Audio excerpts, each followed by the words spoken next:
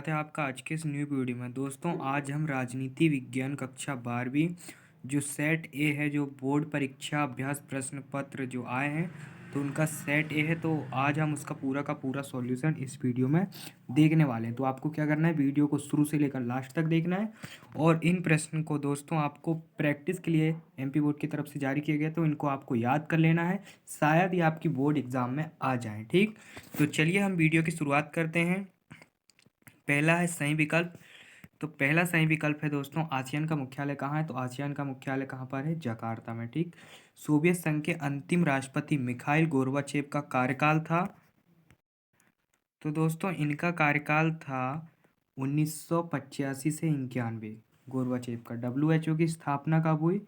WHO की स्थापना 7 अप्रैल 1948, और 7 अप्रैल को ही दोस्तों विश्व स्वास्थ्य दिवस अपन मनाते हैं सभी लोग। ठीक, 7 अप्रैल 1948 डब्ल्यूएचओ की स्थापना। ये बहुत ही मोस्ट इम्पोर्टेंट क्वेश्चन है दोस्तों। ये देखा जाए तो पूरी पुस्तक ही इम्पोर्टेंट है, आप बिल्कुल पढ़ डालिए, क्योंकि आपको बाद में भी यही बेसिक क्लियर करना पड़ेगा। तो अभी अपन बेसिक क्लियर करते हुए चलते हैं। ठीक, चौथा है, विश्व के कितने देशों से CWC संधि पर हस्ताक्षर किया है? तो 181 देशों ने।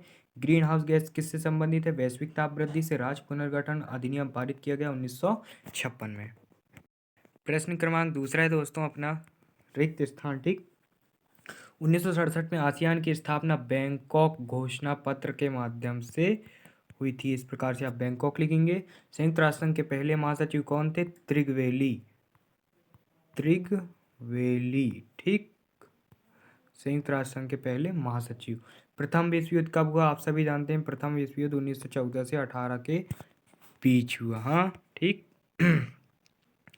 आगे लिमिट्स टू डॉग इट पुस्तक किसने लिखी? तो इसका उत्तर अभी कंफर्म नहीं हुआ दोस्तों, आप कमेंट करके बता दीजिए इसका उत्तर। लिमिट्स टू डॉग इट पुस्तक किसने लिखी? भारत में नई आर्थिक नीति 1991 में अपनाई गई, और स्वतंत्रता के बाद देश के 6वें प्रधानमंत्री थे राजीव गांधी। ठीक, कौन थे?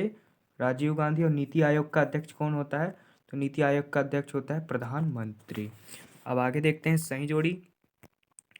सही जोड़ी है, CTBT की स्थापना 24 सितंबर 1996। WTO का मुख्यालय वर्ल्ड ट्रेड ऑर्गेनाइजेशन, सॉरी दोस्तों, वर्ल्ड ट्रेड ऑर्गेनाइजेशन, हाँ यही फुल फॉर्म है, इसका मुख्यालय जिनेवा में है। अगली सही जोड़ी अपनी यहाँ पर इस प्रकार दी गई, द्रौपदी मुर्मू। द्रौपदी मुर्मू भारत की राष्ट्रपति अभी। जयप्रकाश नारायण ये संपूर्ण क्रांति के नेता थे। सिक्किम भारत का 22वां राज्य है, और कांग्रेस पार्टी के प्रथम अध्यक्ष थे व्योमेश चंद्र बनर्जी। अब आगे हम एक वाक्य में उत्तर वाक्य की बात कर लेते हैं। सोवियत संघ में कुल कितने गणराज्य थे? तो 15 थे। और ताशकंद समझौता 1966 में हुआ था, 10 जनवरी 1966 में हुआ था। ग्लोबल वार्मिंग क्या है? तो विश्व के तापमान में वृद्धि होना, यानी कि वैश्विक ताप वृद्धि होना ग्लोबल वार्मिंग कहलाता है। हैदराबाद के शासक को क्या कहा जाता था? हैदराबाद के शासक को निजाम कहा जाता था। और प्रथम पंचवर्षीय योजना के योजनाकार पंडित जवाहरलाल नेहरू थे। कौन थे? पंडित जवाहरलाल नेहरू थे। राष्ट्रपति की आपातकालीन शक्तियां अनुच्छेद 352 में दी गई है। और जयललिता कहाँ की मुख्यमंत्री थी? तो ये तमिलनाडु की मुख्यमंत्री थी। कौन? जयललिता। ठीक, आगे बढ़ते हैं हम, आगे सत्य सत्य देखते हैं। तो यूरोपीय संघ के संसद में 785 सदस्य हैं, बिल्कुल सत्य है। भारत सुरक्षा परिषद का स्थायी सदस्य है, ये असत्य है दोस्तों, सुरक्षा परिषद का स्थायी सदस्य नहीं है। तो ये कथन कैसा है? गलत है। वर्ल्ड ट्रेड सेंटर ब्रिटेन में स्थित है, तो ये भी असत्य, जबकि अमेरिका में है। एमनेस्टी इंटरनेशनल का संबंध मानवाधिकारों की रक्षा से, बिल्कुल सत्य है। नीली क्रांति का संबंध दुग्ध उत्पादन से, तो बिल्कुल सत्य है। अपना छठवां क्वेश्चन है, शिमला समझौते में अटल बिहारी वाजपेयी संलग्न थे, तो बिल्कुल असत्य। शिमला समझौता कब हुआ था? शिमला समझौता हुआ था 1972 में। तो उस समय देश की जो प्रधानमंत्री थी वो इंदिरा गांधी थी, तो उनके मध्य शिमला समझौता हुआ था। प्रश्न क्रमांक 6 से दोस्तों 23 तक हम बिल्कुल कॉपी में लिखा हुआ देखने वाले हैं, तो आप थोड़ा सब्र कीजिए। तो दोस्तों आप यहाँ पर देख पा रहे होंगे कि हमने कॉपी में भी सॉल्यूशन कर लिया। तो हमने कॉपी में सॉल्यूशन इसलिए नहीं बताया क्योंकि जो प्रश्न है दोस्तों वो प्रश्न अपन नहीं देख पाते। ठीक, तो यहाँ से अपना प्रश्न क्रमांक 6 चालू होता है।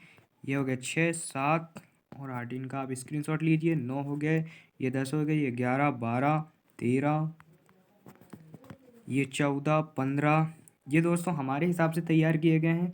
वैसे तो ये सटीक उत्तर ही हैं। यदि आप इनको थोड़े बड़े रूप में याद करना चाहते हैं तो थोड़ी गाइड, पुस्तक और इंटरनेट की सहायता ले सकते हैं। ठीक, 16, 17 और आगे देखते हैं। आगे ही हो गया 18, 19, 20, 20 के बाद ये 21। हमने पॉइंट पॉइंट लिखे हैं दोस्तों, तो आप इनका वर्णन याद कर लीजिए। ठीक, यदि आप पॉइंट भी लिख कर आते हैं ना, तो आप अपने टीचर को बोल देना कि सर अभी हमारे पास टाइम कम है, तो इसलिए हम पढ़ाई पे ज़्यादा फोकस कर रहे हैं, तो इसलिए हम उनका जो डिस्क्राइब है वो नहीं कर पाए। ठीक, 22 और ये 23। तो इस प्रकार से आज हमने क्या देखे, पॉलिटिकल साइंस के सेट ए का पूरा सॉल्यूशन। तो दोस्तों आगे भी जो अभ्यास प्रश्न पत्र हैं तो उनके सॉल्यूशन के लिए आप हमारे चैनल पे इसी प्रकार से बने रहिए। आपको निरंतर, और जो एमपी बोर्ड से दोस्तों आपके जो प्रवेश पत्र वगैरह जो कुछ सूचनाएं आती रहती हैं तो वो आपको इसी चैनल में सबसे पहले देखने को